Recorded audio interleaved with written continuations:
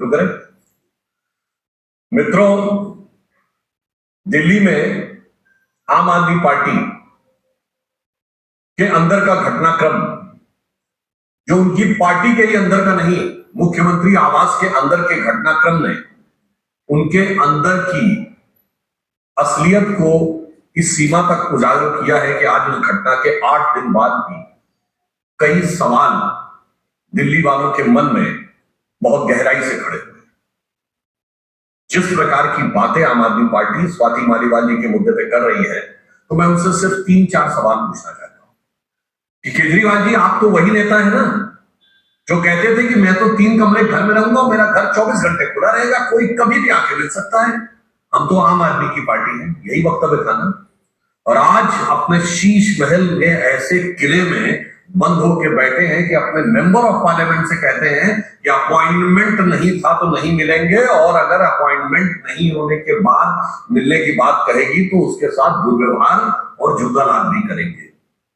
क्या ये चरित्र का इतना भारी बदलाव दिखाई नहीं पड़ता? और उसमें मैं एक और बात करना चाहता हूं, केजरीवाल जी, आपकी पार्टी के तो कुल 10-11 तो मेंबर ऑफ पार्लियामेंट है। कोई मोदी जी की तरह आपकी स्थिति तो है नहीं कि सैकड़ों एमपी होंगे, 1000 से ऊपर विधायक होंगे तो मिलना मुश्किल होगा। और जो आपके 10-11 मेंबर ऑफ पार्लियामेंट हैं, जिसमें ज्यादातर राज्यसभा में है, उसमें से अधिकांश तो ऐसे जो आपसे कभी मिलने की उनको जरूरत नहीं हो, कोई आपसे कोई चीज समय मांगने के लिए आएंगे ही नहीं, क्योंकि उन लोगों ने आपकी पार्टी में इतना योगदान किया है, इतना योगदान किया है, इतना योगदान किया है कि तय करना मुश्किल हो जाता है कि योग ज्यादा या दान ज्यादा है। और उसके बाद अब टू 2-3 सांसद बचते हैं जो मिलना चाहते हैं। अब उसमें भी आपकी, अगर आपको लगता तो मैं बिल्कुल टेक्निकल सवाल पूछता हूं, अगर आपने कहा कि उस दिन अपॉइंटमेंट नहीं था, तो हर मुख्यमंत्री का प्रतिदिन का दैनंदिन कार्यक्रम जारी होता है जिसमें उनका मिनट टू मिनट प्रोग्राम होता है। आप जारी कर दीजिए उस दिन का, और आप कहिए उस समय आप मुख्यमंत्री आवास में नहीं थे, इसलिए नहीं मिल सकते थे। नहीं तो स्वीकार करिए कि मैं मुख्यमंत्री आवास में था और नहीं मिलना चाहता था। अब आइए बात, आपने कहा कि अपॉइंटमेंट नहीं था, तो नेक्स्ट क्वेश्चन, पॉइंट नंबर 3, आप कहिए कि अपॉइंटमेंट जारी कर दीजिए कि हमने अपॉइंटमेंट ही नहीं दिया हुआ। Then comes the 4th question, appointment नहीं था तो वो अंदर कैसे आ गई ड्राइंग रूम तक? हम और आप में से कोई भी जाए, किसी मुख्यमंत्री का अपॉइंटमेंट नहीं है तो आप गेट से लौटा दिए जाएंगे, वो अंदर कैसे पहुंची इसका जवाब दे दीजिए। और केजरीवाल जी सिर्फ मुख्यमंत्री नहीं, उनके तो जेड सिक्योरिटी है भाई। वैसे तो वो थे जो सिक्योरिटी नहीं लेने वाले थे, पर आज जेड सिक्योरिटी, और किसी जेड सिक्योरिटी वाले के घर के अंदर अगर कोई अवांछित व्यक्ति घुस गया तो उनके सुरक्षा कर्मियों ने as per the security protocol क्या कार्रवाई की? 4 दिन बाद उन्होंने ट्रेसपासिंग की रिपोर्ट दर्ज कराई, 4 दिन बाद। अब आइए साहब, उसमें नेक्स्ट 5th पॉइंट, विभव कुमार अंदर थे जो टेक्निकली आज की डेट में कुछ नहीं है, ना सरकारी पद पे है ना राजनीतिक पद पे है, और यदि वो मुख्यमंत्री आवास में थे तो क्या उनका अपॉइंटमेंट था? अपॉइंटमेंट लिस्ट में दिखाइए कि विभव कुमार का अपॉइंटमेंट था, मगर वो भी सामने नहीं आया। और फिर अगला प्रश्न उठता है कि अगर अपॉइंटमेंट नहीं था तो वो किस कैपेसिटी में? और इतना ही नहीं, वो अचानक घटना के बाद अदृश्य हो गए, और अदृश्य होने के बाद वो सीधे कहां दिखे कि मुस्कुराइए कि आप लखनऊ में। उसके बाद वो फिर अंतर ध्यान हो गए, फिर वो मुख्यमंत्री आवास से बरामद हुए। अब यहां मैं एक और बात करना चाहता हूं, एक गंभीर बात। आपकी पार्टी की एक महिला सांसद ने दुर्व्यवहार की लिखित शिकायत कराई है, और आपकी पार्टी के संसदीय दल के नेता संजय सिंह, मेरी बात को मार्क करिएगा, he is not a normal member of parliament. Rajya Sabha में आम आदमी पार्टी संसदीय दल के नेता हैं संजय सिंह, जिन्होंने आम आदमी पार्टी की ऑफिशियल प्रेस कॉन्फ्रेंस में कहा कि दुर्व्यवहार हुआ है। तो मैं टेक्निकली एक और बात कहूं कि टेक्निकली वो केजरीवाल जी के समकक्ष, क्योंकि वो संसदीय दल के नेता हैं। केजरीवाल जी राष्ट्रीय संयोजक हैं, और विधायी दृष्टि से देखा जाए तो वो विधायक दल के नेता हैं दिल्ली। तो ये बताइए, अगर आपकी पार्टी का leader of the parliamentary party कुछ कह रहा है और आपकी एमपी ये कह रही, तो मैं पूछना चाहता हूं, आपने कोई जांच गठित की क्या आपकी सरकार ने? ये छठा पॉइंट है। आपकी सरकार ने कोई जांच गठित की या आपकी पार्टी ने कोई जांच गठित की? और अगर जांच गठित नहीं की तो किस आधार पर आप निष्कर्ष निकाले गए थे? अब मैं ये भी बताना चाहता हूं कि जो कुछ हुआ है वो एक दृष्टि से और महत्वपूर्ण है। आप सब लोगों ने कई बार सुना होगा, किसी राज्य में जिस दल की सरकार हो तो दूसरे दल के सांसद के साथ कई बार दुर्व्यवहार होने की घटनाएं आई हैं प्रकाश।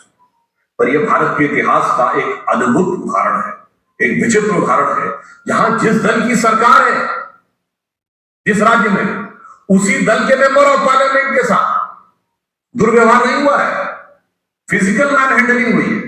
कहां पर हुआ है? सीएम हाउस में। मुझे लगता है आप सब लोग पत्रकार हैं, शोध करके बताइएगा ऐसा कोई उदाहरण भारत की राजनीति में उपलब्ध है? हाँ, मिलता जुलता उदाहरण मुझे याद आता है, क्योंकि विभो कुमार जी उसके बाद लखनऊ में ही मिले थे।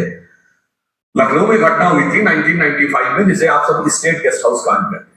मायावती जी के साथ ऐसा ही हुआ था, और ये उनका शब्द था, मायावती जी का, मेरा शब्द नहीं है, कोट अनकोट बोल रहा हूं कि समाजवादी पार्टी के गुंडे मेरी जान लेना चाहते थे, अनकोट, और उनके साथ हाथापाई हुई थी, दुर्व्यवहार हुआ था, जिसे हम सब स्टेट गेस्ट हाउस कांड के रूप में जानते हैं।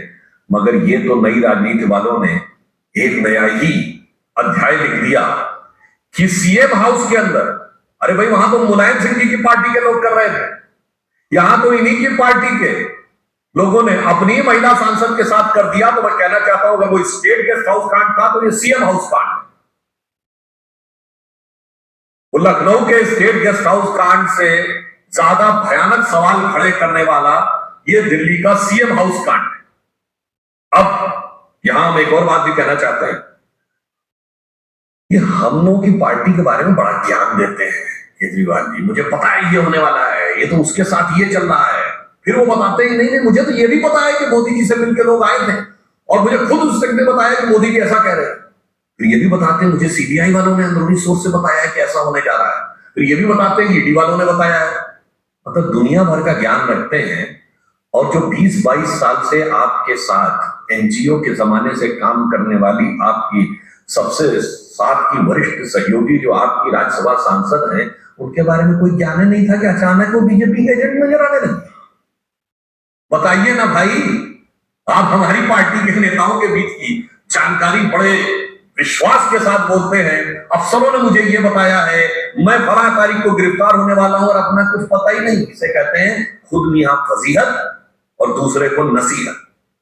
और यहां बात उससे गंभीर है, किसी महिला सांसद के साथ इस प्रकार का दुर्व्यवहार जो आपकी पार्टी के द्वारा स्वीकार किया जा चुका है, उसके बाद बजाय उसका निदान करने के पूरी की पूरी पार्टी उसका चरित्र हनन करने में लगी हुई है। तो हम पूछना चाहते हैं आम आदमी पार्टी से कि आपकी ऐसी कौन सी मजबूरी है? आप आरोप लगा रहे हैं, देखिए साहब, सांसद आपका, पार्टी आपकी, घर आपका, मुख्यमंत्री आपका, पूर्व पीए आपका,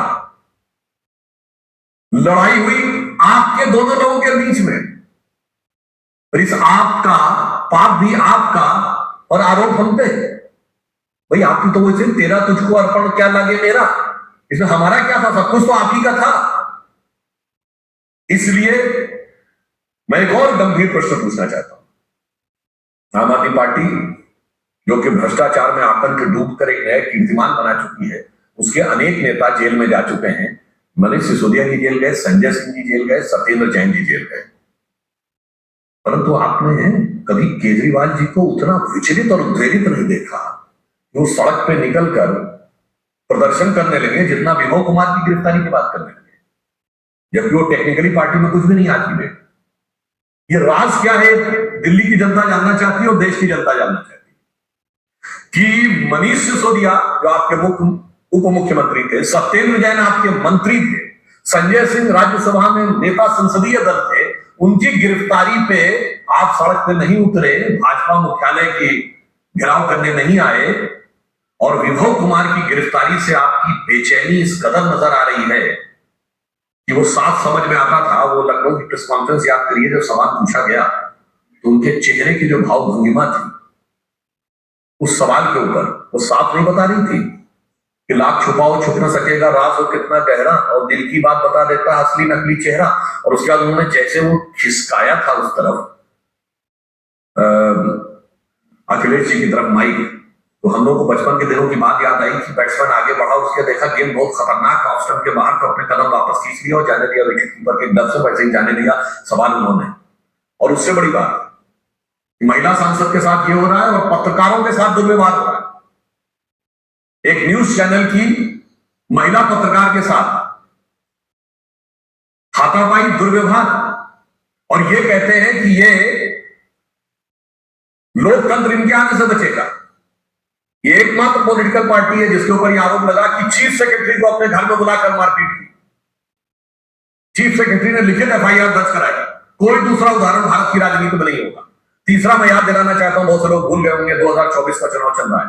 2014 के चुनाव के समय आम आदमी पार्टी की टॉप कमेटी ने, जो इनकी चीफ एग्जीक्यूटिव कमेटी थी, उनके लोगों ने भाजपा कार्यालय पे अशोक रोड पे हमला बोला, लाठी डंडे लेकर पथराव किए थे। ये स्वभावतः उत्पात और बवाल करने वाले लोग हैं। केजरीवाल जी ने मुख्यमंत्री होने से पहले, याद करिए, बिजली के वायर काटे थे।